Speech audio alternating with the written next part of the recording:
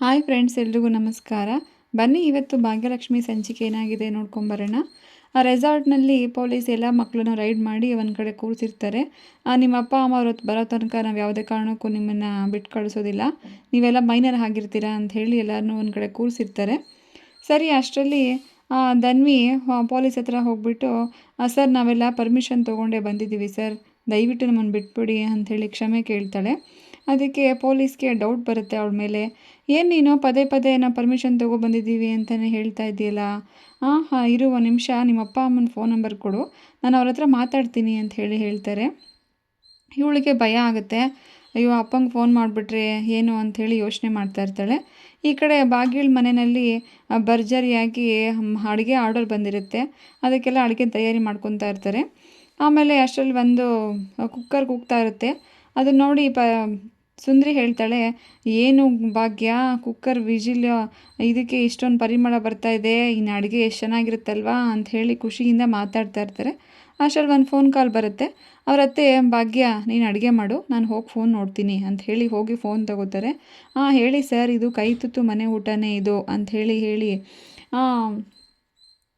ಇದು ನನ್ನ ಸೊಸೆ ತುಂಬ ಚೆನ್ನಾಗಿ ಅಡುಗೆ ಮಾಡಿಕೊಡ್ತಾಳೆ, ನೀವೇನೇನು ಕೇಳಿದರೂ ಎಲ್ಲ ಪದಾರ್ಥಗಳು ಮಾಡಿಕೊಡ್ತಾಳೆ, ನೀವು ತಲೆ ಕೆಡಿಸ್ಕೋಬೇಡಿ, ಸರಿಯಾದ ಸಮಯಕ್ಕೆ ಬರುತ್ತೆ ಅಂಥೇಳಿ ಫೋನ್ ಕಟ್ ಮಾಡಿಬಿಟ್ಟು ಬರ್ತಾರೆ ಈ ಕಡೆ. ಆಮೇಲೆ ಈ ಕಡೆ ಶ್ರೇಷ್ಠಂಗೆ ತಾಂಡವು ಹಬ್ಬದ ಅಡುಗೆ ಮಾಡಿಕೊಡು, ನಾನು ಊಟ ಮಾಡಬೇಕು ಅಂತ ಹೇಳಿರ್ತಾನೆ. ಇವಳು ನೋಡಿದ್ರೆ ಅಡುಗೆ ಮನೆಯೆಲ್ಲ ಹೇಗೇಗೋ ಮಾಡಿಟ್ಟು ಒಂದು ಅಡುಗೆ ಮಾಡಿಟ್ಟಿರ್ತಾಳೆ. ಸರಿ, ಅಲ್ಲಿಗೆ ಬಂದು, ಏನು ಶ್ರೇಷ್ಠ ಈ ಥರ ಇದೆ ಇದು ಕಲರು, ನಿನ್ನೆ ಬೇರೆ ಥರ ಇತ್ತಲ್ಲ ಅಂಥೇಳಿ ಕೇಳ್ತಾನೆ.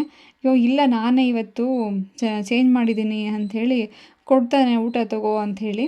ಅವನು ಒಂದು ತುತ್ತು ತಿಂದ ತಕ್ಷಣ ಕೆಳಗಡೆ ಉಗಿದ್ಬಿಟ್ಟು, ಏನು ಇಷ್ಟು ಕೆಟ್ಟದಾಗಿ ಅಡುಗೆ ಮಾಡಿದ್ಯಾ, ಇದನ್ನ ಯಾರು ಊಟ ಅಂತಾರ, ನಿಜ ಹೇಳು ಶ್ರೇಷ್ಠ, ಇದು ನೆನ್ನೆ ಅಡುಗೆ ಮಾಡಿದ್ದು ನೀನೇ ಇಲ್ವಾ, ಸುಳ್ಳು ಹೇಳ್ಬೇಡ.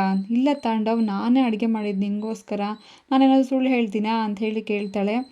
ನಾನು ನಿನ್ನ ನಂಬಲ್ಲ, ನಿಜ ಹೇಳು ಅಂತ, ನಮ್ಮ ರಿಲೇಷನ್ಶಿಪ್ ಮೇಲೆ ಆಣೆ ಮಾಡಿಬಿಟ್ಟು ಹೇಳು ಅಂತ ಕೇಳ್ತಾನೆ.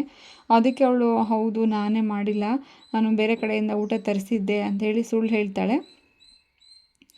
ಅದಕ್ಕೆ ಸರಿ, ಅವನು ಕೋಪ ಮಾಡಿಕೊಂಡು, ನಾನು ನಿನ್ನನ್ನು ಯಾವತ್ತೂ ಅಡುಗೆ ವಿಷಯದಲ್ಲಿ ನಂಬಲ್ಲ ಅಂಥೇಳಿ ಫೋನ್ ಕಟ್ ಮಾಡಿಬಿಟ್ಟು ಹೊರಟೋಗ್ತಾನೆ. ಆಮೇಲೆ ಈ ಕಡೆ ಫೋನ್ ಬರುತ್ತೆ. ಪೊಲೀಸು ತಾಂಡವ್ಗೆ ಫೋನ್ ಮಾಡ್ತಿರ್ತಾರೆ, ಆದರೆ ಅವನು ಫೋನೇ ರಿಸೀವ್ ಮಾಡಲ್ಲ. ಸರಿ, ಭಾಗ್ಯಂಗೆ ಫೋನ್ ಮಾಡ್ತಾರೆ. ಅವಳು ಧನ್ವಿನೇ ಫೋನ್ ಮಾಡಿರ್ತಾಳೆ ಭಾಗ್ಯನಿಗೆ. ಭಾಗ್ಯ ಫೋನ್ ತೊಗೊಂಡು ಅವಳು ಶಾಕಲ್ಲಿ ಮಗಳು ಧ್ವನಿ ಕೇಳಿದ ತಕ್ಷಣ ಶಾಕ್ ಆಗ್ತಾಳೆ. ಸರಿ, ಈ ಕಡೆ ಮನೆಯವರೆಲ್ಲರನ್ನೂ ಒಂದು ಸಲ ನೋಡ್ತಾಳೆ, ಎಲ್ಲರೂ ಖುಷಿಯಾಗಿರ್ತಾರಲ್ವ, ಅವ್ರ ಮುಂದೆ ಏನು ವಿಷಯ ಮಾತಾಡೋದು ಬೇಡ ಅಂಥೇಳಿ ಒಂದು ಸೈಡ್ ಕಡೆ ಹೋಗಿ ಮಾತಾಡ್ತಾರೆ. ಅಮ್ಮ ನೀನು ಬೇಗ ಬಾ, ನಾನು ಕರ್ಕೊಂಡು ಹೋಗು ಅಂಥೇಳಿ ಧನ್ವಿ ಕೇಳ್ತಾಳೆ. ಅದಕ್ಕೆ ಇವಳು ಭಯ ಪಟ್ಕೊತಾಳೆ, ಏನಾಯಿತು ಅಂತ. ಸರಿ, ಪೊಲೀಸು ಕೊಡಿ ನಾನೇ ಮಾತಾಡ್ತೀನಿ ಅಂತ ಹೇಳಿ ಫೋನ್ ತೊಗೊಂಡು, ನೋಡಿ ನಿಮ್ಮ ಮಗಳು ಧನ್ವಿ ರೆಸಾರ್ಟಲ್ಲಿ ಇದ್ದಾಳೆ, ನಾವು ಅವಳನ್ನೆಲ್ಲ ರೈಡ್ ಮಾಡಿ ಇಲ್ಲಿ ಇರಿಸ್ಕೊಂಡಿದ್ದೀವಿ, ನೀವು ಬರೋವರೆಗೂ ನಾವು ನಿಮ್ಮ ಮಕ್ಕಳನ್ನ ಕಳಿಸಲ್ಲ ಅಂತ ಹೇಳ್ತಾರೆ. ಅದಕ್ಕೆ ಇವಳು, ಇಲ್ಲ ಸರ್ ದಯವಿಟ್ಟು ಹಾಗೆಲ್ಲ ಮಾಡಬೇಡಿ, ನಾನು ಖಂಡಿತ ಈಗಲೇ ಬರ್ತೀನಿ ಅಂತ ಹೇಳ್ತಾಳೆ. ಸರಿ, ಅಲ್ಲಿ ಬಂದು ಸ್ಟವೆಲ್ಲ ಆಫ್ ಮಾಡಿ ಒಂದು ಸ್ವಲ್ಪ ಹೊತ್ತು, ನನಗೆ ಅಡುಗೆ ಎಲ್ಲ ಏನು ಮಾಡೋದು ಬೇಡ, ಒಂದು ಸ್ವಲ್ಪ ಹೊತ್ತು ನಿಲ್ಲಿಸಿ ಅಂಥೇಳಿ ಹೇಳ್ತಾಳೆ. ಎಲ್ಲರೂ ಗಾಬರಿಯಿಂದ, ಏನಾಯಿತು ಭಾಗ್ಯ, ಯಾಕೆ ಹಿಂಗೆ ಹೇಳ್ತಾ ಇದೆಯಾ ಅಂತ ಹೇಳಿದ ತಕ್ಷಣ, ಸರಿ ಅವ್ರ ಅತ್ತೆ, ಒಂದು ಏನಾಯಿತು ಅವಳಿಗೆ ಫೋನ್ ಮಾಡು, ಧನ್ವಿ ಇನ್ನೂ ಯಾಕೆ ಮನೆಗೆ ಬಂದಿಲ್ಲ, ಅವಳಿಗಿನ್ನೂ ಕಾಲೇಜ್ ಬಿಟ್ಟಿಲ್ವಾ ಅಂತ ಹೇಳಿದ ತಕ್ಷಣ, ಅವಳು ಬರಲ್ಲ ಇವಾಗ ಅಂತ ಹೇಳ್ತಾಳೆ. ಏನಕ್ಕೆ ಬರಲ್ಲ, ದಿನ ಅವಳೇ ತಾನೇ ಮನೆಗೆ ಬರ್ತಾಯಿದ್ಲು ಅಂತ ಕೇಳ್ತಾರೆ. ಅದಕ್ಕೆ, ಇಲ್ಲ ಇವತ್ತು ನಾನೇ ಅವಳನ್ನೋ ಕರ್ಕೊಂಬರಬೇಕು ಅಂತ ಕೇಳಿದ್ರೆ, ಪೂಜಾ ದಿನ ಅವಳೇ ತಾನೇ ಬರ್ತಾಯಿದ್ಲು, ಇವತ್ತೇನು ಅಂತ ಕೇಳ್ತಾಳೆ. ಇಲ್ಲ ನಾನು ಅದನ್ನೆಲ್ಲ ಇವಾಗ ಹೇಳೋಕ್ಕಾಗಲ್ಲ, ನಾನು ಅರ್ಜೆಂಟ್ ಹೊರಗಡೆ ಹೋಗಬೇಕು ಅಂತೇಳಿ ಬ್ಯಾಗ್ ಎತ್ಕೊಂಡು ಬೇಗ ಬೇಗ ಓಡಿ ಬರ್ತಾಳೆ ಅಲ್ಲಿಗೆ. ಅಲ್ಲಿ ಬಂದ ತಕ್ಷಣ ಧನ್ವಿ ಅಲ್ಲಿ ನಿಂತ್ಕೊಂಡಿರ್ತಾಳೆ. ನೀವೇನಾ ಇವರ ಪೇರೆಂಟು ಅಂತ ಕೇಳ್ತಾರೆ. ಹೌದು ಅಂತೇಳಿದ್ರೆ, ನೀವು ಮಕ್ಳುಗಳನ್ನೆಲ್ಲ ಈ ಥರ ಹೊರಗಡೆ ಕಳ್ಸೋದು ತಪ್ಪಲ್ವಾ, ಅವರು ಒಂದು ಸ್ವಲ್ಪ ಹೊತ್ತು ನೀವು ಕಳಿಸ್ಲಿ ಅಂತ ಹಠ ಮಾಡ್ತಾರೆ, ಅಳೋದು, ಊಟ ತಿಂಡಿ ಬಿಡೋದೆಲ್ಲ ಮಾಡ್ತಾರೆ, ಆದರೆ ನೀವು ಈ ಥರ ಕಳಿಸ್ಬೇಡಿ, ಈ ಮ್ಯಾನೇಜರ್ಗೂ ಬುದ್ಧಿ ಇಲ್ಲ, ಮೈನರ್ಗೆಲ್ಲ ಅಲೋ ಮಾಡಬೇಡ ಅಂತ ಎಷ್ಟು ಹೇಳಿದ್ರು ಪರ್ಮಿಷನ್ ಲೆಟರ್ ತೊಗೊಂಡು ಎಲ್ಲ ಮಕ್ಕಳನ್ನ ಒಳಗಡೆ ಬಿಟ್ಟಿದ್ದಾನೆ, ಈ ಥರ ಎಲ್ಲ ನೆಕ್ಸ್ಟ್ ಟೈಮ್ ಮಾಡಬೇಡಿ ಅಂತ ಹೇಳ್ತಾರೆ. ಅವಳು, ಆಯಿತು ನಂಗೆ ಕ್ಷಮಿಸ್ಬಿಡಿ, ಈ ಥರ ತಪ್ಪಾಗೋಗಿದೆ ನಮ್ಮ ಕಡೆಯಿಂದ ಅಂತ ಹೇಳಿ ಹೊರಡಕ್ಕೆ ರೆಡಿ ಆಗ್ತಾರೆ. ಆಗ ಧನ್ವಿನ ಪೊಲೀಸ್ ಕರೆದು, ನೋಡು ನಿಮ್ಮಮ್ಮ ಎಷ್ಟು ಒಳ್ಳೆಯವರು, ಬೇರೆ ತಾಯಿ ಯಾರಾದರೂ ಬಂದಿದ್ದರೆ ಇಷ್ಟೊತ್ತು ಕಾಲ 4 ಬಿಟ್ಟಿರೋರು, ಆದರೆ ನಿನಗೆ ಎಲ್ಲರ ಮುಂದೆ ಇಮೇಜ್ ಹಾಳಾಗಬಾರ್ದು ಅಂತ ಹೇಳಿ ಏನೋ ಹೊಡೆದು ಬೈದು ಏನೂ ಮಾಡದೆ ಸುಮ್ಮನೆ ಆರಾಮಾಗಿ ಕರ್ಕೊಂಡು ಹೋಗ್ತಾ ಇದ್ದಾರೆ, ಅದನ್ನು ನೋಡಿ ನೀನು ಖುಷಿ ಪಡು ಅಂತ ಹೇಳಿ ಕರ್ಕೊಂಡು ಹೊರಟ್ಬಿಡ್ತಾರೆ. ಆಮೇಲೆ ಈ ಕಡೆ ಭಾಗ್ಯನ ಮನೆಯಲ್ಲಿ ಎಲ್ಲರೂ ಗಾಬರಿಯಿಂದ ಇರ್ತಾರೆ. ತಕ್ಷಣ ಈ ಕಡೆ ತಾಂಡವ್ಗೆ ಫೋನ್ ಬಂದಿರುತ್ತಲ್ಲ, ಅದನ್ನು ಹೋಗಿ ಅವನು ಮೇಲ್ಗಡೆ ಫೋನ್ ನೋಡ್ತಾನೆ. ಯಾರು ನನಗೆ ಇಷ್ಟೊಂದು ಸಲ ಕಾಲ್ ಮಾಡಿದಾರಲ್ಲ ಅಂಥೇಳಿ ಕಾಲ್ ಮಾಡ್ತಾನೆ, ರಿಟರ್ನ್ ಕಾಲ್ ಮಾಡ್ತಾನೆ.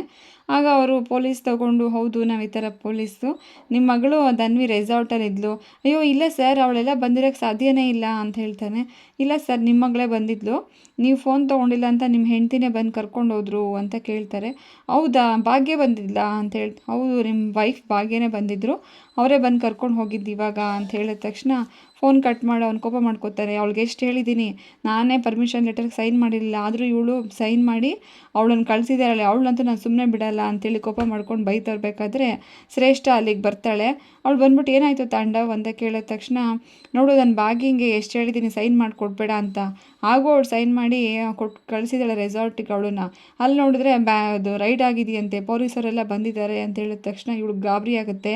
ಅಯ್ಯೋ ನಾನು ಎಂಥ ಕೆಲಸ ಮಾಡಿದೆ, ಸೈನ್ ಮಾಡಿಬಿಟ್ರು, ಇವಳಿಗೆ ಈ ತಾಂಡವ್ಗೆ ಏನಾದ್ರು ಗೊತ್ತಾಗ್ಬಿಟ್ಟು ನಾನು ಸುಮ್ಮನೆ ಬಿಡ್ತಾರಾ ಅಂತೇಳಿ ಅನ್ಕೋತಾ ಇರ್ತಾಳೆ.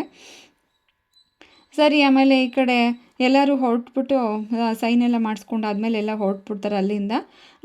ತಕ್ಷಣ ಅಲ್ಲಿಗೆ ಮಗಳು ಹಿಂದೆ ಬರ್ತಾ ಇರ್ತಾಳೆ. ಅಮ್ಮ ನನ್ನನ್ನು ಕ್ಷಮಿಸ್ಬಿಡು, ನನ್ನ ದಯವಿಟ್ಟು ಈ ಥರ ಮತ್ತೆ ನನ್ನ ಹತ್ರ ಏನು ಮಾಡಲ್ಲ ಅಂತ ಹೇಳ್ತಾಳೆ. ಅಲ್ಲ ಧನ್ವಿ, ನೀನು ಏನು ಅಂದ್ಕೊಂಡಿದ್ಯಾ, ನಾವೆಲ್ಲ ಅಜ್ಜಿ ಎಲ್ಲ ಎಷ್ಟು ಹೇಳಿದ್ವಿ ನಿಂಗೆ ಹೋಗಬೇಡ ಅಂತ, ನಿಂಗೆ ಅಷ್ಟು ಗೊತ್ತಾಗಿಲ್ವಾ, ನೀನು ಏನು ಬೇಕಾದರೂ ಮಾಡ್ಬೋದು ಅಂತ ಅಂದ್ಕೊಂಬಿಟ್ಟಿದ್ಯಾ, ನಾನು ಇದನ್ನು ಯಾವತ್ತೂ ನನಗೆ ಕ್ಷಮಿಸಲ್ಲ ಅಂತ ಹೇಳ್ತಾಳೆ. ಇಲ್ಲ ಅಮ್ಮ, ಇದೊಂದು ಸಲ ನಂಗೆ ಕ್ಷಮಿಸ್ಬಿಡು, ಇನ್ಮೇಲೆ ಅಜ್ಜಿ ನೀನು ಏನೇ ಹೇಳ್ತೀಯೋ ಅದೇ ನನ್ನ ವೇದವಾಕ್ಯ ಆಗಿರುತ್ತೆ, ಈ ಥರ ನನಗೆಲ್ಲ ಬೇಜಾರು ಮಾಡಬೇಡ, ನೀನು ಹೊಡೆಯುವಾಗಲೇ ನನಗೆ ಒಂದು ಏಟು ಹೊಡೆದ್ಬಿಡು, ಆದರೆ ನನಗೆ ದಯವಿಟ್ಟು ಕ್ಷಮಿಸಮ್ಮ ಅಂತ ಹೇಳಿ ಅವರ ಅಮ್ಮನ ಒಂದು ಹಗ್ ಮಾಡಿಕೊಂಡು ಕೇಳ್ಕೊತಾ ಇರ್ತಾಳೆ. ನೋಡು ಧನ್ವಿ, ಇದೊಂದು ಸಲ ನನ್ನನ್ನು ಕ್ಷಮಿಸ್ತೀನಿ, ಮತ್ತು ಈ ಥರ ತಪ್ಪುಗಳನ್ನೆಲ್ಲ ಮಾಡೋಕ್ಕೆ ಹೋಗ್ಬೇಡ, ಯಾಕೆಂದರೆ ಮನೆ ಮರ್ಯಾದೆ ಪ್ರಶ್ನೆ ಇದು, ಈ ಥರ ಎಲ್ಲ ತಪ್ಪು ಮಾಡಿಕೊಂಡು ರೆಸಾರ್ಟ್ಗೆಲ್ಲ ಹೋಗೋದು ಸರಿ ಇರಲ್ಲ ಅಂಥೇಳಿ ಆ ಮಗಳಿಗೆ ಬುದ್ಧಿ ಮಾತು ಹೇಳ್ತಾ ಇರ್ತಾಳೆ. Thank you friends. ಯಾರಾದರೂ ಫಸ್ಟ್ ಟೈಮ್ ಈ ವಿಡಿಯೋ ನೋಡ್ತಾ ಇದ್ದರೆ ದಯವಿಟ್ಟು ಸಬ್ಸ್ಕ್ರೈಬ್ ಮಾಡಿ, ಲೈಕ್ ಮಾಡಿ, ಶೇರ್ ಮಾಡಿ.